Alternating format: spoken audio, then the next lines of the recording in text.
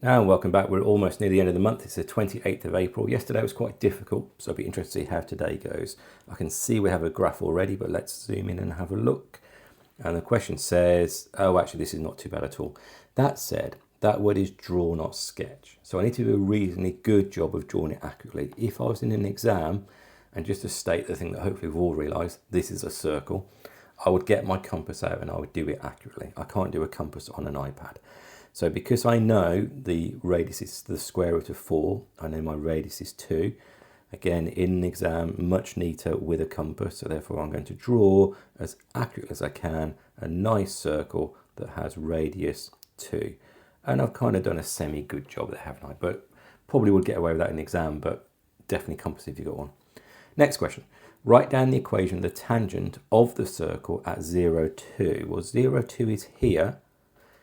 And of course, the tangent does just touch it. So the only way of just touching is to have a line which is horizontal, and that line is going to be the line y equals 2. That's a good question. I like that question. It sort of shows a bit of understanding. Next question. Okay. Two students. Oh, I thought this was going to be another can you interpolate, but it's not, is it? Two students are selected at random. Find the probability that both students revise for more than 15 hours. So I need students from this category here. Firstly, let's add these up. So calculator out. So that's going to give me, it's exactly 100, which is quite nice. Now, the probability of picking the first student is more than 15 hours is 8 over the 100 I can choose from. The next student is not with replacement. So there's only 7 left to choose from, but there's only 99 students left as well.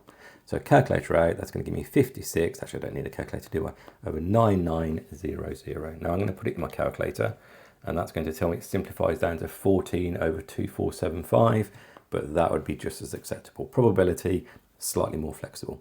Next question. Looks like we have a good index rules question here, and actually it's probably going to be a quadratic because I can see I've got an x squared. So let's do this. So 27 is the same as 3 to the power of 3x, and this is already a 3, so I'm just going to write 3x squared.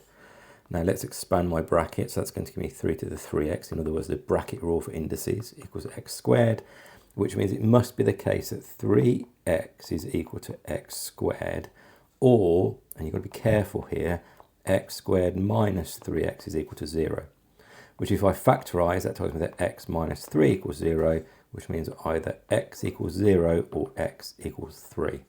At this stage, you cannot cancel an x out because you'll lose a solution. So you need to keep that x in. So good question, because it's quite easy to lose a mark on that one. In fact, 2 marks, one for cancelling and one for the wrong answer. Next question.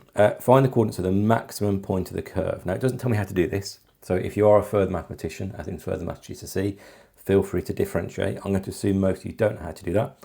So let's complete the squares. That's going to be y equals minus x squared minus 6x minus 1, which is the same as minus x minus 3 squared. Minus 3 squared is 9 minus 1. Expand my brackets, and that is y is equal to minus x minus 3 squared. Minus minus 9 is plus 9, minus 1 is plus 8. So that means the coordinates of the maximum point are going to be where this equals 0, which is 3, whatever that number is, which is 8, and that's going to give me 3, 8. And that is today done. As ever, decent mix of questions today. They stand really well with the questions we've seen recently. Do let me know how they went for you. Like, subscribe. See you tomorrow.